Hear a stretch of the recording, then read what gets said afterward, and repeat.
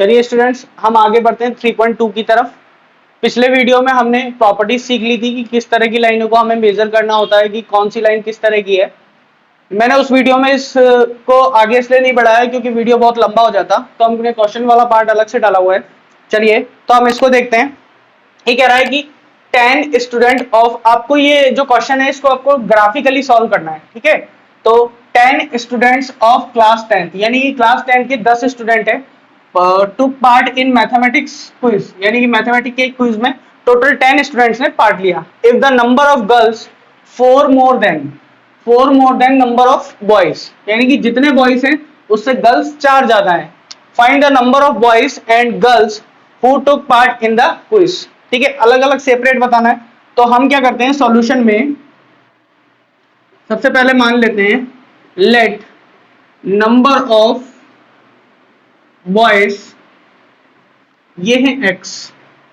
तो अगर ये x हैं तो आपको क्या लेना है कि नंबर ऑफ जो गर्ल्स हैं, नंबर ऑफ गर्ल्स ये आपके पास y हो जाएंगी। अब देखिए टोटल स्टूडेंट कितने हैं, 10 हैं, तो x प्लस वाई कितना हो जाएगा, 10 हो जाएगा। नंबर ऑफ बॉयज दे रखे हैं, नंबर ऑफ गर्ल्स दे रखे हैं। चलिए तो टोटल स्टूडेंट इक्वल टू 10 है। तो अकॉर्डिंग टू क्वेश्चन,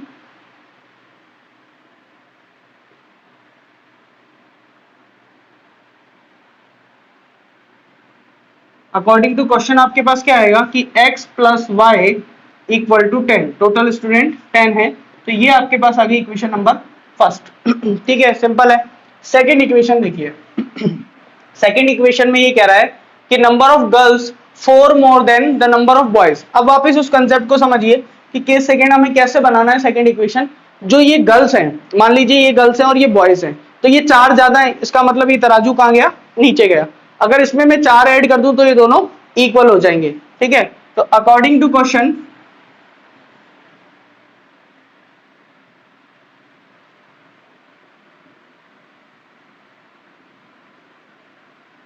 यहां पे लिख रहा हूं मैं गर्ल्स, ये यहां पे लिख रहा हूं मैं बॉयज, और यहां पे लिख रहा हूं गर्ल्स। तो बॉयज तो थे x और ये थे y, ठीक है। ये y 4 ज्यादा है ऑलरेडी, यहाँ पे दे रखा है। तो number of girls 4 more than the boys, ये ऑलरेडी 4 ज्यादा है।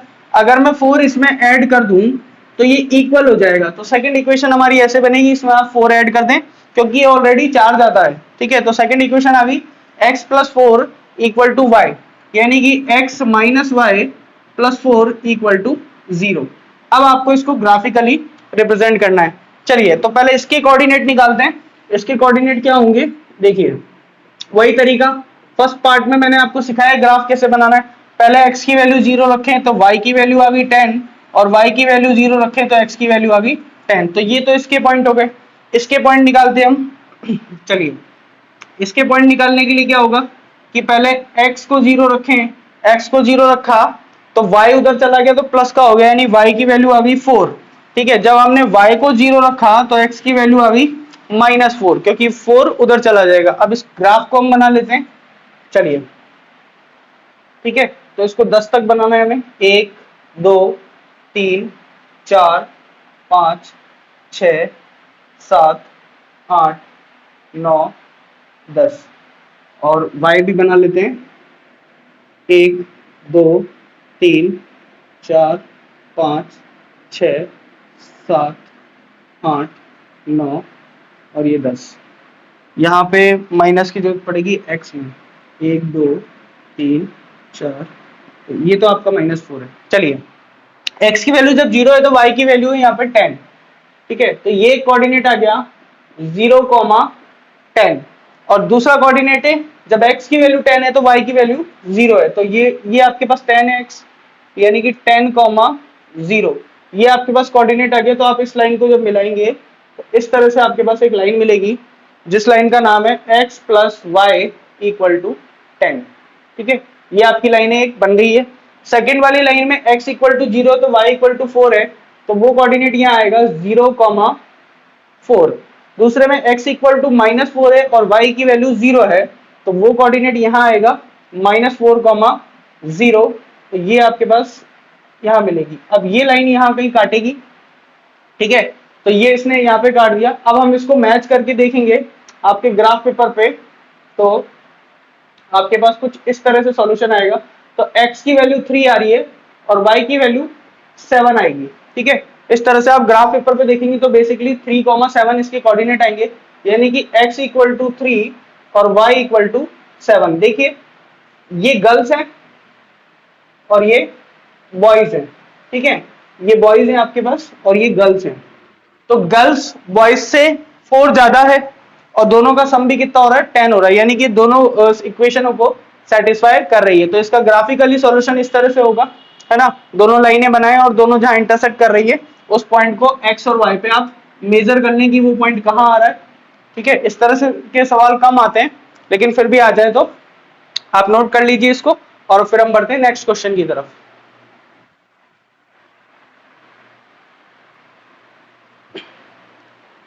चलिए स्टूडेंट्स, अब हम बढ़ते हैं सेकंड क्वेश्चन की तरफ। ये फर्स्ट का ही सेकंड क्वेश्चन है।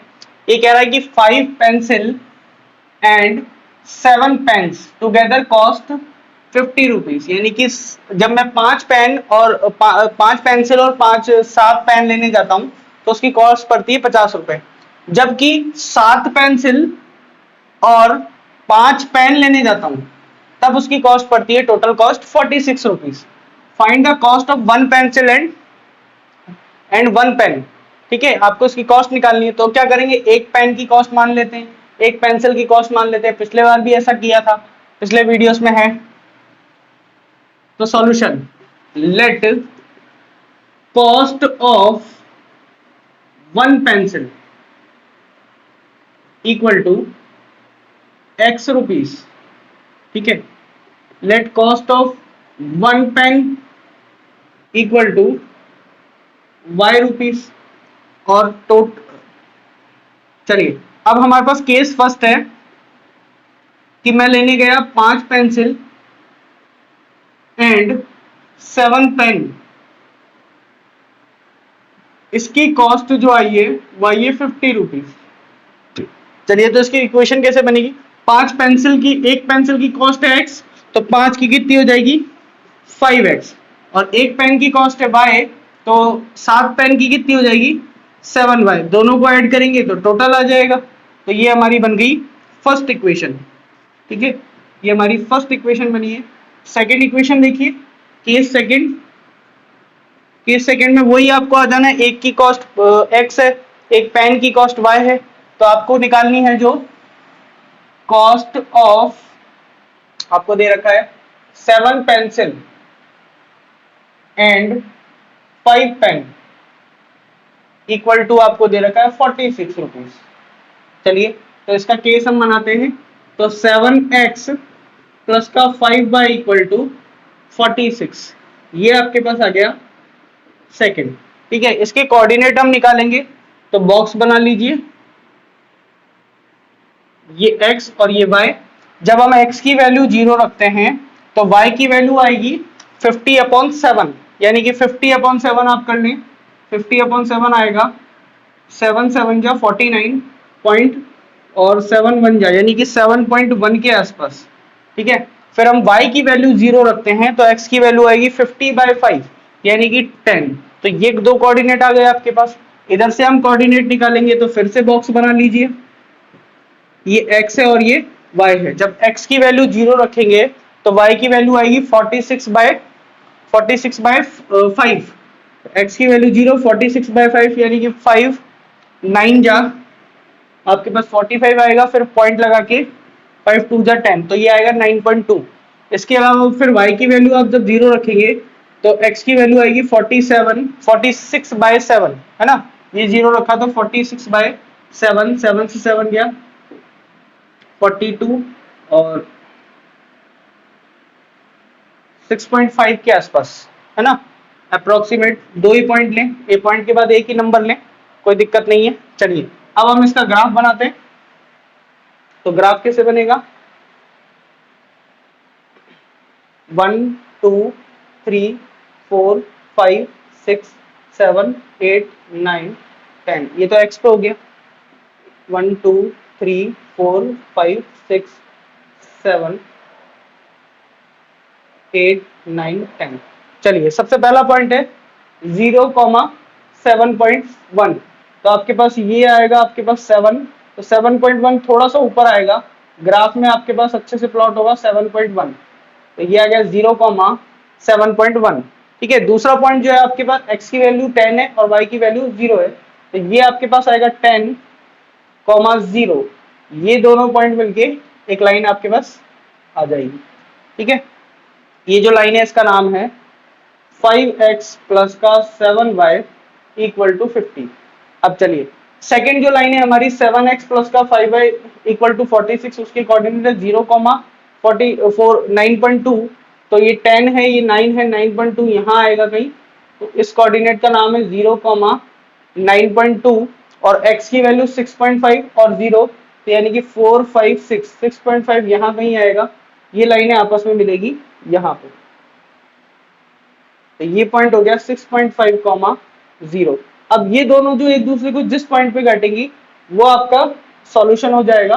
ठीक है, तो सॉल्यूशन निकालने के लिए आप ये मेथड से आप ग्राफिकली निकालने से पहले आप दोनों इक्वेशनों को सॉल्व भी कर सकते हैं। सॉल्व करने का तरीका हम जल्दी बता देंगे अगले वीडियो में, तो उसमें आपको पता चल जाएगा सॉल्व कैसे लिखते हैं, और इससे लिखना चाहें तो अप्रोक्सीमेटली आंसर आ जाएगा। तो मेरे हिसाब से ये 1 2 3 4 5, तो y पे तो 5 है और x पे 3 है, यानी कि आपका 3 रुपए का तो पेंसिल है और 5 रुपए के पेन है, तो 3,5 इसका सॉल्यूशन हो जाएगा। ठीक है, तो आप इसको नोट कर लें, और बाकी मैं ये पॉइंट निकालने का तरीका आपको एलिमिनेशन और सब्स्टिट्यूशन मेथड से बता दूंगा, तो आपको ये भी करने की जरूरत नहीं है, डायरेक्ट पॉइंट बनाया आप डायरेक्ट इस पे यहाँ रख सकते हैं। ठीक है, तो हम बढ़ते हैं नेक्स्ट क्वेश्चन की तरफ, इसको आप नोट कर लें।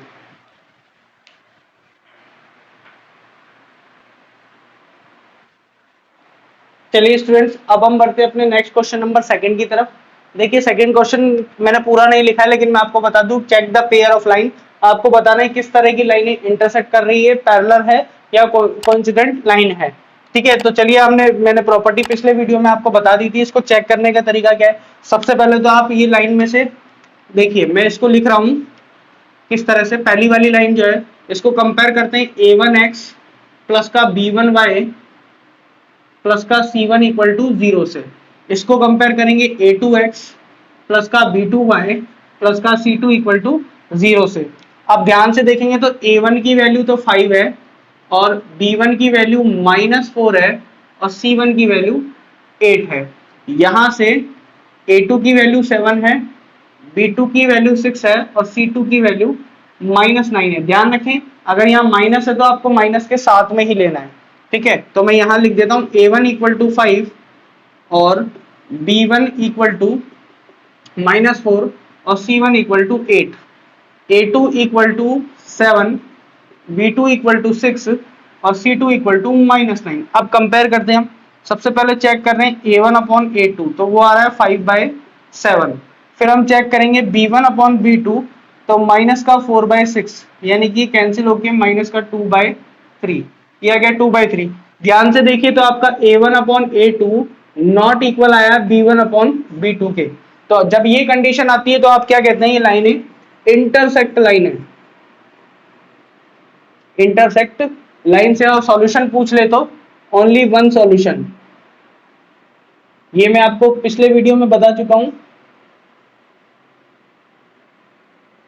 ठीक है, तो दोस्तों जिसने मेरे पिछले वीडियो नहीं देखा वो पिछले वीडियो देखें, तो आपको प्रॉपर्टी पूरी समझ में आ जाएगी कि a1 upon a2 not equal to b1 upon b2 आता है, तो हम उसको इंटरसेक्ट लाइन से बताते हैं कि इंटरसेक्ट लाइन है, और उसका केवल एक ही सॉल्यूशन होता है इंटरसेक्ट लाइन का।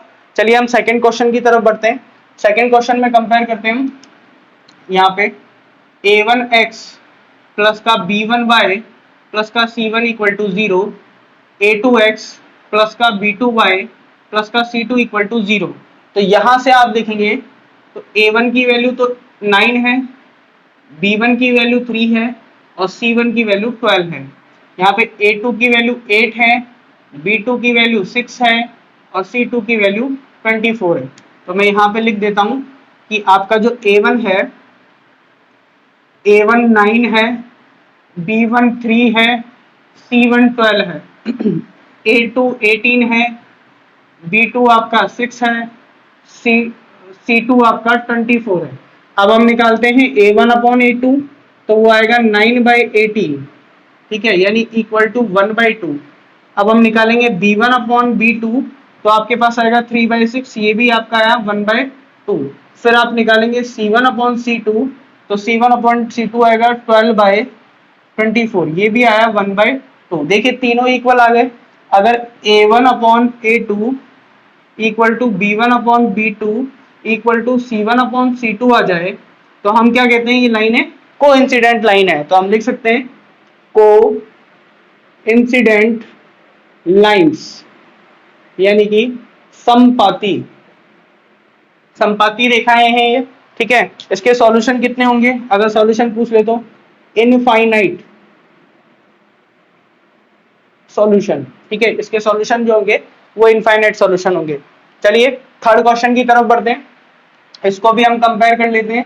a1x प्लस का b1y प्लस का c1 equal to 0, a2x plus का b2y प्लस का c2 इक्वल टू 0, ये दोनों इक्वेशनों को कंपेयर करा हमने। चलिए यहां से आप देखेंगे तो a1 की वैल्यू 6 है और b1 की वैल्यू है आपकी -3, c1 की वैल्यू है 10, a2 की वैल्यू 2 है, b2 की वैल्यू आपके पास यहाँ पे कुछ नहीं है तो -1 है, c2 की वैल्यू 9 है। यहाँ जब कुछ भी नहीं है कोफिशिएंट तो 1 लेना है आपको।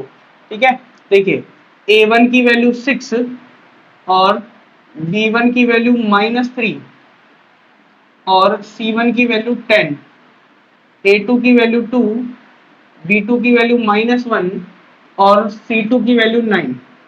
अब हम निकालते हैं a1 अपॉन a2, यानी 6/2, तो ये आएगा 3/1, b1 अपॉन b2 -3 अपॉन -1, यानी ये भी आ गया 3/1।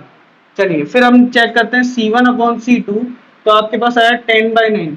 ध्यान से देखिए तो a1 अपॉन a2 और b1 अपॉन b2 आपका इक्वल आ गया है, तो हम देख सकते हैं a1 upon a2 equal to b1 upon b2 not equal to c1 upon c2। ठीक है, यानी कि जो लाइनें आपकी पैरेलल हैं, पैरेलल लाइंस।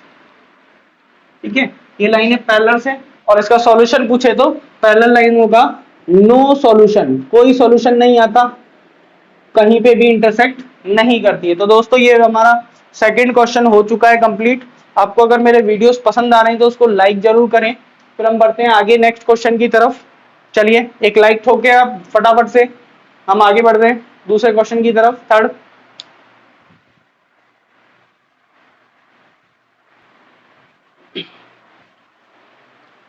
चलिए स्टूडेंट्स हम बढ़ते हैं क्वेश्चन नंबर 3 की तरफ। क्वेश्चन नंबर 3 क्या कह रहा है, देखिए check the following pair of linear equation are consistent and non consistent. तो कॉन्सिस्टेंट और नॉन कॉन्सिस्टेंट के बारे में मैंने बताया था। कॉन्सिस्टेंट वो है जो सॉल्यूशन आ जाते हैं, यानी कि इसका मतलब अगर आपके पास इंटरसेक्ट आया या फिर कोइंसिडेंट लाइन आई, तो ये तो आएंगे कॉन्सिस्टेंट में, और अगर पैरेलल आया तो इनकॉन्सिस्टेंट में, असंगत। ठीक है, तो दो कंडीशन कॉन्सिस्टेंट में आएगी और एक कंडीशन इनकॉन्सिस्टेंट में रहती है। चलिए इसको देखते हैं इसमें क्या आता है। तो मैं आपको बता दूं हमारी जो स्टैंडर्ड फॉर्म होती है वो होती है ax प्लस का by प्लस का c इक्वल टू 0। यहाँ पे c इस तरफ है तो आप इसको पहले इस तरफ ले आइए। ठीक है, तो हम इसको लिख लेते हैं 3x प्लस का 2y माइनस 5 इक्वल टू 0, और इसी तरह से इसको लिख लेते हैं 2x माइनस का 3y माइनस 7 इक्वल टू 0। देखिए a1 कितना है, a1 आपके पास 3 है, b1 आपके पास 2 है और c1 आपके पास -5 है। 5 ना करें -5 क्योंकि इसको इधर लेके आए हैं। और a2 आपके पास है 2, b2 आपके पास है -3 और c2 आपके पास है -7। अब कंपेयर करते हैं a1 अपॉन a2 3/2 है आपके पास, b1 अपॉन b2 2/-3 है। ठीक है, अब ये दोनों ही इक्वल नहीं आए, यानी कि a1 upon a2 not equal to b1 upon b2। तो बताइए कौन सी लाइन होगी, ये होगी इंटरसेक्ट लाइन, इंटरसेक्ट लाइन यानी कि प्रतिच्छेदी रेखा। और इसके जो सॉल्यूशन आते हैं वो कौन से आते हैं, को कॉन्सिस्टेंट सॉल्यूशन आते हैं। तो हम इसको लिख देते हैं कॉन्सिस्टेंट सॉल्यूशन, यानी कि संगत हल इसके आते हैं। बस इतना ही चेक करना है आपको, ध्यान रखना इंटरसेक्ट लाइन और कोइंसिडेंट लाइन जो आती है वो कंसिस्टेंट में आती है। ठीक है, नेक्स्ट इसको देख लेते हैं। इसमें भी 8 इधर है तो इसको थोड़ा इधर ले आते हैं हम। 2x minus 3y minus 8 equal to 0, 4x minus 6y minus 9 equal to 0। अब आप a1 देख सकते हैं, a1 आपका है 2, b1 आपका है -3 और c1 आपका है -8। a2 आपके पास है 4, b2 आपके पास है -6 और c2 आपके पास है -9। चलिए a1 अपॉन a2 कितना आएगा, 2/4 यानी कि 1/2। ठीक है, इसी तरह से आपके पास b1 अपॉन b2 कितना आएगा, -3/-6 यानी ये भी कितना आ गया कट के 1/2। कैंसिल जरूर कर लेना उसको। अब हम चेक करेंगे c1 अपॉन c2, क्योंकि a1 अपॉन a2 और b1 अपॉन b2 दोनों इक्वल आ चुके हैं, इसलिए c1 अपॉन c2 भी चेक करना पड़ेगा। तो ये आएगा 8/9, कैंसिल होने के बाद 8/9। इसका मतलब a1 अपॉन a2 इक्वल आया है b1 अपॉन b2 के और नॉट इक्वल आया c1 अपॉन c2 के। तो लाइनें कैसी हो गई, लाइनें हो गई पैरेलल और सॉल्यूशन जो हो गया वो इनकॉन्सिस्टेंट। पैरेलल कंडीशन किस में डालेंगे, इनकॉन्सिस्टेंट में डालेंगे, तो ये लाइन जो हो गई वो इनकॉन्सिस्टेंट हो गई, असंगत हल हो गए इसके। चलिए इसमें भी हमें क्या करना है, पहले इसको इधर लेके आना है। 3/2x प्लस का 5/3y minus 7 equal to 0, 9x minus 10y minus 14 equal to 0। देखिए a1 क्या है आपके पास 3/2 है, b1 क्या है आपके पास 5/3 है, c1 आपके पास क्या है -7, a2 क्या है आपके पास 9, b2 है आपके पास -10 और c2 आपके पास है -14। अब कंपेयर करेंगे, गलती ना करिए इसमें, थोड़ा सा फ्रैक्शन में है ये, a1 अपॉन a2 यानी कि 3/2 अपॉन 9, तो आपके पास आएगा 3 × 3 और ये कैंसिल हो जाएगा, तो ये आपके पास बनेगा 1/6। ठीक है, सेकेंड वाले में देखिए b1 अपॉन b2, तो ये आपके पास आया 5/3 और नीचे आएगा आपके पास -10, ऊपर कोई प्लस प्लस माइनस नहीं है। चलिए तो -10, तो ये कैंसिल हो जाएगा, यानी कि आपके पास आएगा -2, तो माइनस का 1/6। a1 upon a2 not equal to आया है b1 अपॉन b2 के, तो आपके पास जो आएगा c1 अपॉन c2 आपको चेक करने की जरूरत नहीं है, इसके नॉट इक्वल आया है, तो आप इसको कह सकते हो कि इंटरसेक्ट लाइन है।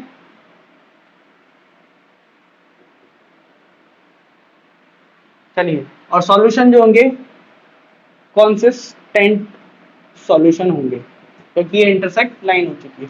ठीक है दोस्तों, तो इसको नोट कर लीजिए आप, फिर हम बढ़ते हैं नेक्स्ट क्वेश्चन की तरफ।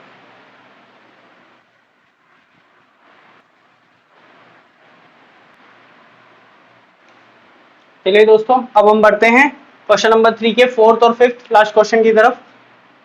आपको लाइनें दे रखी 5x minus 3y is equal to 11, तो इसको थोड़ा सा अरेंज करके लिख लें।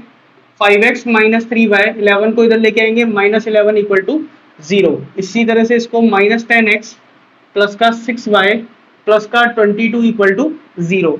अब देखिए ये a1 है, ये b1 है और ये c1 है। तो a1 आपका है 5, b1 आपका है -3 और c1 आपका है -11, a2 आपका है -10, b2 आपका है 6 और c2 आपका है 22। तो a1 अपॉन a2 आप निकालेंगे तो 5/-12 -10 यानी कि 1/2। इसी तरह से आप b1 अपॉन b2 निकालेंगे तो -3/6 यानी कि फिर से -1/2। अब आपको c1 अपॉन c2 भी चेक करना पड़ेगा, तो c1 अपॉन c2 आपका आएगा -11/22 यानी कि फिर से माइनस का 1/2। तो आपके तीनों इक्वल आए, a1 upon a2 equal to b1 upon b2 equal to c1 upon c2। तो लाइन कौन सी होगी, कोइंसिडेंट लाइन हो गई, और सॉल्यूशन कौन से आएंगे, कॉन्सिस्टेंट सॉल्यूशन आएंगे। तो मैं इसको लिख देता हूं कॉन्सिस्टेंट सॉल्यूशन, यानी कि संगत हल, संगत हल। ठीक है, और लाइनें जो है वो कोइंसिडेंट संपाती रेखाएं। तो इसका ये सॉल्यूशन हो जाएगा। इसी तरह से हम आगे बढ़ते हैं नेक्स्ट क्वेश्चन की तरफ। इसको भी अरेंज करके लिखेंगे हम। 4/3x प्लस का 2y minus 8 equal to 0, 2x plus का 3y माइनस 12 इक्वल टू 0। चलिए a1 equal to 4/3, b1 equal to 2, c1 equal to minus 8, a2 equal to 2, b2 equal to 3 और c2 इक्वल टू माइनस 12। ठीक है, सारे आ गए हमारे पास, a2 आ गया, b2 आ गया और c2 आ गया। अब हम कंपेयर करते हैं a1 अपॉन a2 को, तो 4/3 अपॉन 2 यानी कि आपके पास ये आएगा 2/3। 2 ने 4 को कैंसिल कर दिया तो आपके पास बचा है 2/3। इसके बाद हम आगे बढ़ते हैं b1 अपॉन b2 की तरफ, तो ये भी बनेगा आपके पास डायरेक्ट 2/3। फिर हम बढ़ते हैं c1 अपॉन c2 की तरफ, तो वो आएगा -8/12 यानी कि माइनस का 2/3। अब देखिए ये 2/3 है, ये 2/3 और ये माइनस का 2/3 है, ये इक्वल नहीं है। ठीक है, तो हम लिख सकते हैं कि a1 upon a2 equal to b1 upon b2 not equal to c1 upon c2। इस चीज का ध्यान रखें, ये इसके इक्वल नहीं आया है। तो जो लाइनें होंगी कौन सी होंगी? Parallel line. और सॉल्यूशन, नो सॉल्यूशन और सॉल्यूशन नहीं आते हैं तो हम कहते हैं इनकॉन्सिस्टेंट सॉल्यूशन। ठीक है, तो ये इसका जो सॉल्यूशन है वो ये है कि इसमें कोई सॉल्यूशन नहीं आता, हम उसको कहते हैं इनकॉन्सिस्टेंट सॉल्यूशन। अगर दोस्तों मेरे वीडियोस आपको पसंद आ रहे हैं, सॉल्यूशन करने का तरीका आपको समझ आ रहा है, तो इस वीडियोस को प्लीज लाइक करें और अपने दोस्तों के साथ शेयर करें। और जिन लोगों ने मेरा चैनल सब्सक्राइब नहीं करा उस मेरे चैनल को आप सब्सक्राइब करें। मैं सभी आपको सारे के सारे सॉल्यूशन आपको प्रोवाइड कराऊंगा। तो आप इसको नोट कर लें। Thank you.